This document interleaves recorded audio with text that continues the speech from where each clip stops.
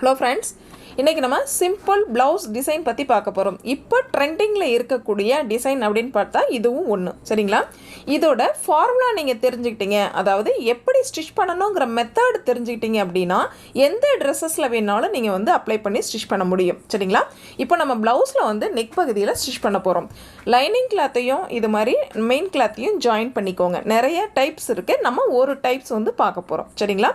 Canvas பார்த்திங்க அப்படின்னா நம்ம நெக் பகுதியை விட அதிகமாக லென்த்து நம்ம வந்து 13 இன்ச் லென்த்து எடுத்துக்கிறோம். அகலம் பார்த்திங்கன்னா டபுளாக ஃபோல்டு பண்ணி 5 இன்ச் நான் வந்து எடுத்திருக்கேன். சரிங்களா?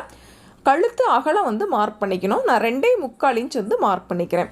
உங்களுடைய கழுத்து அகலம் எவ்வளவோ, நெக் விட்த் எவ்வளவோ அதை அப்படியே வந்து மார்க் பண்ணிக்கோங்க. கீழ்ப்பகுதியில் நம்ம மார்க் பண்ணுவோம் இல்லைங்களா, அதாவது கழுத்தினுடைய உயரம் மார்க் பண்ணும் பொழுது அகலம் நம்ம வந்து ஒரு 1/2 இன்ச்சு சேர்த்து மார்க் பண்ணிக்கோங்க. அப்போ தான் கிராஸ் வைஸில் வரும் லைன். அப்போ தான் நம்மளுக்கு நெக் வந்து பார்க்குறதுக்கு டிசைன்ஸ் வந்து கொஞ்சம் அழகாக இருக்கும். சரிங்களா?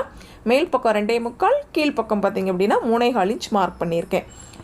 அடுத்தது பேக் நெக்கினுடைய உயரம் 9.5 இன்ச் வந்து நான் மார்க் பண்ணுறேன். உங்களுக்கு தேவையான அளவுக்கு நீங்கள் வந்து மார்க் பண்ணிக்கோங்க. 8.5க்கு மேலே மார்க் பண்ணிங்க அப்படின்னா பார்க்குறதுக்கு அழகாக இருக்கும். சரிங்களா? அதே போல் 10.5க்கு உள்ளார நம்ம வந்து மார்க் பண்ணலாம். இது அவரவருடைய ஹைட்டை பொறுத்து நம்ம மார்க் பண்ணிக்கலாம். நம்மளுக்கு ஒரு சர்க்கிள் வந்து தேவைப்படுது. சரிங்களா? ஆக்சுவலாக ஆஃப் சர்க்கிள் தான் தேவைப்படுது. ஃபஸ்ட்டு ஃபுல் சர்க்கிள் இந்த மாதிரி ஒரு பொருள் வச்சு நம்ம ட்ரா பண்ணிக்கலாம். இது மாதிரி ட்ரா பண்ணும்போது கரெக்டாக ஷேப் வந்து நம்மளுக்கு கிடைக்கும். சரிங்களா? மார்க் பண்ண அதே இடத்துல இது மாதிரி கட் பண்ணிக்கலாம். இது மாதிரி ஃபுல் சர்க்கிள் ரெடி பண்ணிவிட்டு நெக்ஸ்ட்டு நம்ம ஹாஃப் சர்க்கிள் வந்து அப்படியே வந்து டிவைட் பண்ணிக்கலாம். அப்படியே வந்து ஃபோல்டு பண்ணிக்கோங்க. இப்போ நம்மளுக்கு ஹாஃப் சர்க்கிள் வந்து கிடச்சிருச்சு. சரிங்களா? இந்த ஹாஃப் சர்க்கிளை அப்படியே நம்ம வந்து மேல் பக்கத்தில் வச்சு மார்க் பண்ண போகிறோம். பட் மேலே கார்னரில் ஒட்டி வைக்கக்கூடாது. சரிங்களா? ஏன்னா நம்ம ஷோல்டரில் 1/2 இன்ச் தையல் போடுவோம். ஸோ கொஞ்சம் கீழே தள்ளி இது மாதிரி வச்சுட்டு நம்ம மார்க் பண்ணிக்கலாம். நம்ம போட்ட லைன் இருக்குது பார்த்திங்கன்னா, இந்த லைன் நேர் கரெக்டாக வச்சுக்கோங்க.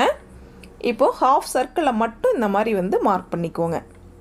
அதே போல் மேல் எட்ஜிலேருந்து மறுபடியும் கீழ்ப்பக்கமாக நீங்கள் கீழேருந்து மேல் பக்கமாக மார்க் பண்ணக்கூடாது. சரிங்களா? அதாவது பேக் நெக்கில் 9.5 இன்ச் மார்க் பண்ண பார்த்தீங்களா, அந்த இடத்துலேருந்து மார்க் பண்ணிங்கன்னா மேல் பக்கம் கொஞ்சம் பெண்டிங் இருந்ததுன்னா நம்ம ஈக்குவல் பண்ணுறது கொஞ்சம் சிரமமாக இருக்கும்.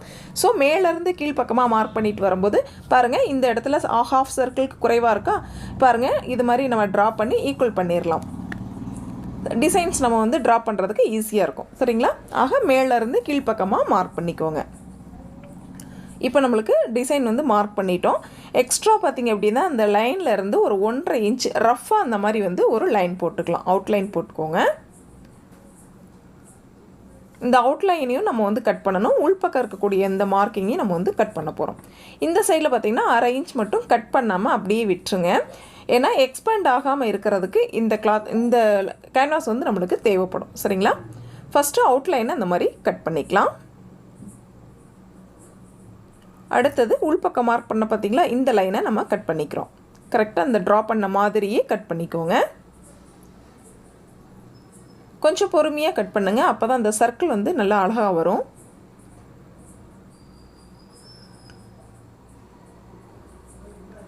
அதே போல் அந்த ஹாஃப் இன்ச் மார்க் பண்ணியிருக்கோம் பார்த்திங்களா, அந்த இடத்துல கட் பண்ண வேண்டாம்.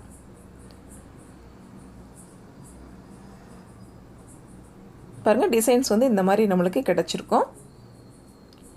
ஓப்பன் பண்ணி பார்த்திங்க அப்படின்னா இந்த மாதிரி இருக்கும். சரிங்களா? இதை அப்படியே வச்சு நம்ம அப்ளை பண்ண வேண்டியது தான். லைனிங் கிளாத் வந்து எக்ஸ்ட்ரா இருக்குது அப்படின்னா அதில் வச்சு நம்ம வந்து அப்படியே ஸ்டிச் பண்ணிக்கலாம். பட் எனக்கு கொஞ்சம் குறைவாக தான் இருக்குது. ஸோ நான் வேறொரு கிளாத்தில் வச்சு நான் ஸ்டிச் பண்ணுறேன். சென்டர் வந்து இந்த மாதிரி ஹேர்கட் கொடுத்துக்கோங்க. நம்ம ஸ்டிச் பண்ணும்பொழுது சென்டர் பாயிண்ட் அப்படிங்கிறது ரொம்ப ரொம்ப இம்பார்ட்டன்ட். சரிங்களா? அதனால் இந்த மாதிரி வந்து ஹேர்கட் கொடுத்துட்டிங்க அப்படின்னா ரொம்ப ஈஸியாக நம்மளால் ஸ்டிச் பண்ண முடியும்.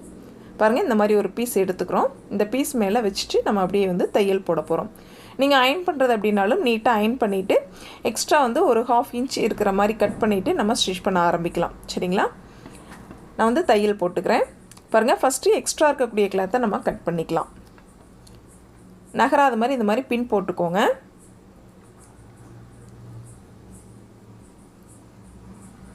கேன்வாஸில் இருந்து பார்த்திங்கன்னா 1/2 இன்ச் எக்ஸ்ட்ரா இருந்தது அப்படின்னா போதுமானது.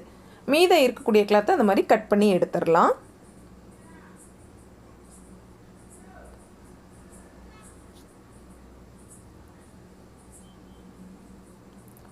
ஃபஸ்ட்டு பாருங்கள், உள்பக்கம் அந்த மாதிரி நம்ம தையல் போட்டுக்கலாம். கேன்வாஸோட எட்ஜிலேயே தையல் போட்டுக்கலாம்.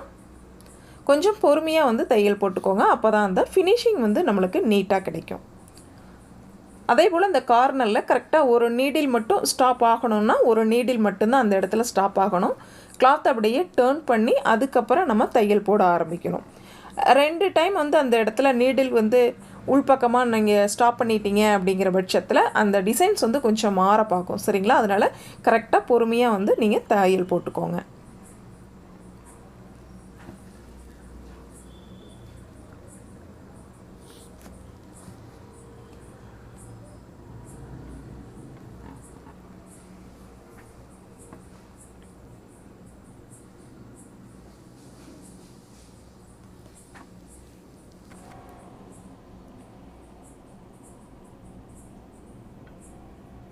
இப்போ நம்ம உள்பக்கம் தையல் போட்டு முடிச்சிட்டோம். த்ரெட்டை வந்து கட் பண்ணிக்கோங்க. இப்போ பாருங்கள், 1/2 இன்ச் வெளிப்பக்கத்தில் கட் பண்ணியிருக்கோம் பார்த்தீங்களா? அந்த 1/2 இன்ச்சை கரெக்டாக ஃபோல்டு பண்ணி நம்ம தையல் போட்டுக்கலாம். டேர்னிங்கில் இந்த மாதிரி கரெக்டாக சுருக்கங்கள் வர்ற மாதிரி இருக்கும். கரெக்டாக எடுத்து விட்டு இந்த மாதிரி தையல் போட்டுக்கலாம்.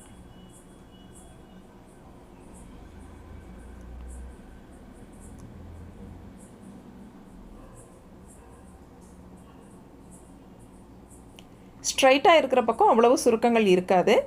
இந்த வளைவு பகுதியில் மட்டும்தான் கொஞ்சம் சுருக்கங்கள் இருக்கும்.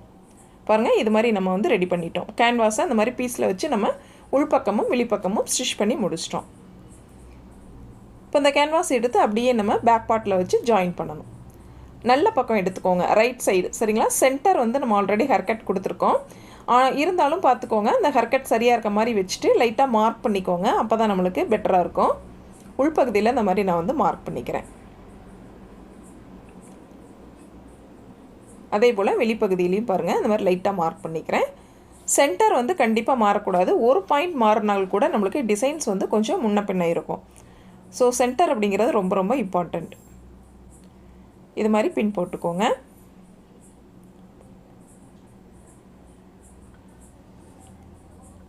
இப்போது ரைட் சைடில் நம்ம வச்சுருக்கோம். சரிங்களா? அதாவது ரைட் சைடும் ஃபேஸ் டு ஃபேஸ் இருக்கிற மாதிரி நம்ம வந்து இப்போ வச்சுட்டு தையல் போட போகிறோம்.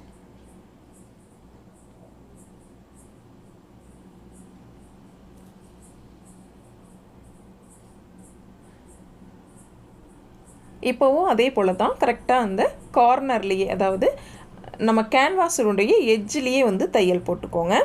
இப்போ நம்ம போடக்கூடியது தான் அப்படியே டிசைன்ஸாக நம்மளுக்கு வெளிப்பகுதியில் தெரிய போகுது. ஸோ ஒவ்வொரு தையலையும் ரொம்ப கவனமாக நம்ம வந்து ஸ்டிச் பண்ணணும். டேர்னிங்கில் ரொம்பவே வந்து கவனமாக இருக்கணும். ஒரு தையல் எக்ஸ்ட்ரா தேவை, இல்லது ஒரு தையல் கம்மியாக தேவை அப்படின்னாலும் அந்த இடத்துல நம்ம சரியாக இருந்தால் விட்டுறலாம். இல்லை தவறுதல் ஆக ஒரு தையல் எக்ஸ்ட்ரா விழுந்துருச்சு அப்படின்னா அதை பிரிச்சுட்டு மறுபடியும் நம்ம ஸ்டிச் பண்ணணும் அப்படின்னா தான் அது வந்து கரெக்டாக வரும். சரிங்களா? ஸோ ஒவ்வொரு தையலுமே நம்மளுக்கு இந்த இடத்துல முக்கியம்.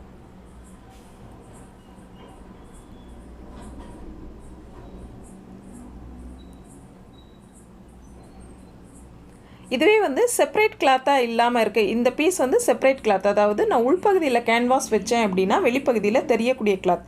ஸோ இது மாதிரி கிளாத் வந்து எக்ஸ்ட்ரா அடிஷ்னலாக ஜாயின் பண்ணிக்கிறோம். இதுவே வந்து நம்ம செப்பரேட்டாக இல்லை, கிளாத் வந்து தெளிவாக இருக்குது அப்படிங்கிற பட்சத்தில் லைனிங்கில் வச்சு நீங்கள் ஸ்டிச் பண்ணி கூட மெயின் கிளாத்தை வச்சு அப்படியே டேர்ன் பண்ணலாம்.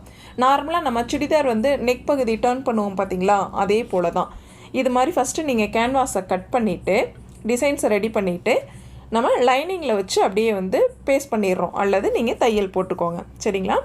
அடுத்தது நம்ம மெயின் கிளாத்துக்கு பார்த்தீங்களா, மெயின் கிளாத்தை ரெடி பண்ணி அப்படியே பேஸ்ட், அதாவது தையல் உள்பக்கத்தில் மட்டும் தையல் போட்டு டேர்ன் பண்ணிட்டீங்க அப்படின்னா உங்களுக்கு டிசைன்ஸ் ஈஸியாக வெளியில் கிடச்சிரும்.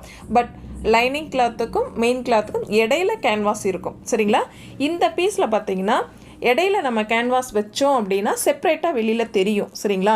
இந்த கிளாத் அந்த மாதிரி. ஸோ நான் அதுக்கு மாற்றாக தான் இந்த மாதிரி உள்பக்கத்தில் இருக்கணும் அப்படிங்கிறதுக்காக தான் எக்ஸ்ட்ரா பீஸ் வச்சு நான் உள்பக்கம் டேர்ன் பண்ணி விடுறேன். சரிங்களா? இந்த மாதிரி நிறைய மெத்தட்களில் நம்ம வந்து ஸ்டிச் பண்ணலாம். இது ஒரு மெத்தடு. கார்னரில் கரெக்டாக வந்து தையலில் படாத மாதிரி ஹேர்கட் கொடுத்துக்கோங்க.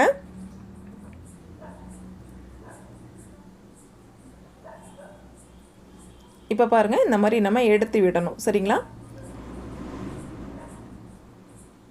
இப்போது லைனிங் கிளாத் இருக்குது அப்படிங்கிறதுனால இந்த கேன்வாஸ் பார்த்திங்கன்னா வெளிப்பகுதியில் நம்மளுக்கு தெரியாது. சரிங்களா? இதுவே மெயின் கிளாத்துக்குள்ளார நான் வச்சுருந்தேன் அப்படின்னா கண்டிப்பாக ஒயிட் கலரில் கேன்வாஸ் வந்து வெளியில் தெரியும். சரிங்களா? ஸோ அதுக்காக தான் இந்த மெத்தடு.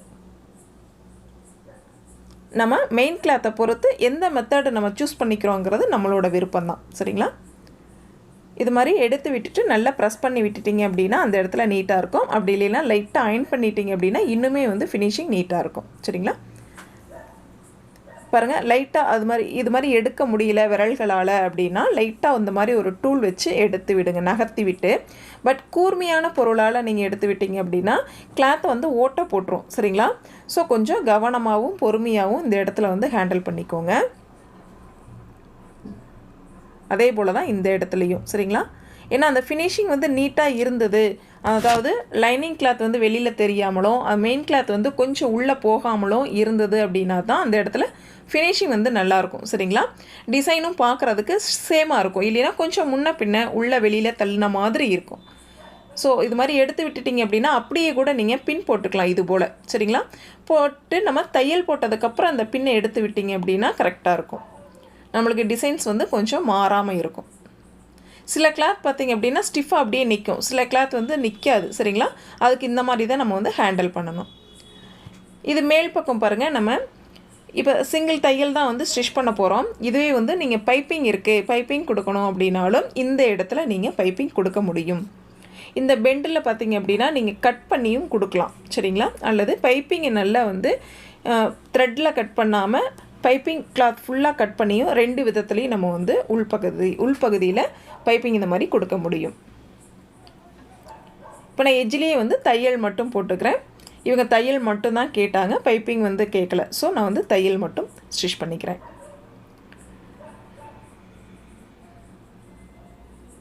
இதில் டபுள் ஸ்டிச் போடுறது அப்படின்னாலும் நம்மளுடைய விருப்பம்தான்.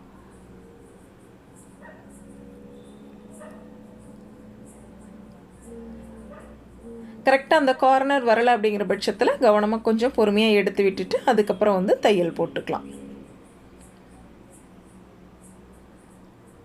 ஏன்னா வெளிப்பகுதியில் நம்மளுக்கு பேக் நெக்கோட ஃபினிஷிங் தான் ரொம்ப முக்கியம். ஸோ கொஞ்சம் கவனமாக பொறுமையாக வந்து தையல் போட்டுக்கலாம். இந்த மாடல் பார்த்திங்க அப்படின்னா நம்ம ஸ்லீவுக்கும் வந்து அப்படியே வந்து அப்ளை பண்ணலாம். ஹிப் ரவுண்டுக்கு கீழ்ப்பகுதியில் ப்ளவுஸ்க்கும் நம்ம வந்து அப்ளை பண்ணலாம். அதே போல் churidar, long frock, umbrella cut, இது மாதிரி பாவாடை சட்டை குழந்தைங்களுக்கு இது மாதிரி எந்த ட்ரெஸ்ஸஸில் வேணாலும் நெக் பகுதியில் நம்ம வந்து தாராளமாக அப்ளை பண்ணலாம். சரிங்களா? சைஸ் மட்டும் பார்த்திங்க அப்படின்னா கொஞ்சம் சின்ன சைஸ் பெரிய சைஸ் இந்த மாதிரி இருக்கும், நம்மளோட விருப்பம்தான். சரிங்களா? இதுவே நம்ம ஸ்லீவில் இந்த டிசைன்ஸ் கொடுக்குறோம் அப்படிங்கிற பட்சத்தில் நிறைய மெத்தட் இருக்கும். சரிங்களா? சென்டரில் வந்து லைட்டாக வந்து நம்ம ஸ்டோன்ஸோ அல்லது ஜமிகிஸ் இந்த மாதிரி நம்ம வந்து ஆட் பண்ணிக்கலாம். அல்லது பார்த்திங்க அப்படின்னா ஸ்லீவில் பார்த்திங்கன்னா நம்ம மெயின் கிளாத் இது மாதிரி ஸ்டிச் பண்ணுறோம் இல்லைங்களா, இதில் சாரியில் ஆப்போசிட் கலர் இருக்குது அப்படிங்கிற பட்சத்தில் அது ஒரு லேயராக நம்ம வந்து கொடுத்துட்டோம் அப்படின்னா இன்னுமே வந்து பார்க்குறதுக்கு அழகாக இருக்கும். இதுக்கு மேலே நம்மளோட க்ரியேட்டிவிட்டி தான், நம்ம வந்து க்ரியேட் பண்ணலாம். இப்படி இருந்தால் நல்லாயிருக்கும் அப்படின்னு நம்மளே க்ரியேட் பண்ணி எக்ஸ்ட்ரா வந்து நம்ம ஜாயின் பண்ணலாம். ஃபார்முலா பார்த்திங்கன்னா இந்த மெத்தட். சரிங்களா? இந்த மெத்தடு கற்றுக்கிட்டோம் அப்படின்னா அதுக்கு மேலே நம்ம வந்து க்ரியேட் பண்ணிக்கலாம். இப்போ உள்பகுதியில் பார்த்திங்கன்னா இந்த மாதிரி இருக்கும். இந்த சைடில் வந்து ஹெம் பண்ணிக்கலாம், தையல் போட வேண்டாம், சைடில் ஹெம் பண்ணிக்கோங்க. இப்போ நம்மளுக்கு பேக் நெக் வந்து ரெடி ஆயிடுச்சு. பாருங்கள், இது போல் இருக்கும். நம்ம சிம்பிளாக வந்து எப்படி இப்போ ட்ரெண்டிங்கில் இருக்கக்கூடிய நெக் டிசைன் எப்படி நம்ம பிகினர்ஸ்க்கும் யூஸ் ஆகிற வகையில் ஸ்டிச் பண்ணக்கூடிய வகையில் எப்படி நம்ம ஸ்டிச் பண்ணோம் அப்படிங்கிறது கிளியராக பார்த்தோம். நம்ம பதிவு பிடிச்சிருந்தது அப்படின்னா சப்ஸ்கிரைப் பண்ணிக்கோங்க. பக்கத்தில் இருக்கிற பெல் ஐக்கானை கிளிக் பண்ணி ஆல் அப்படிங்கிற சிம்பிளையும் டச் பண்ணிக்கோங்க. Thank you friends.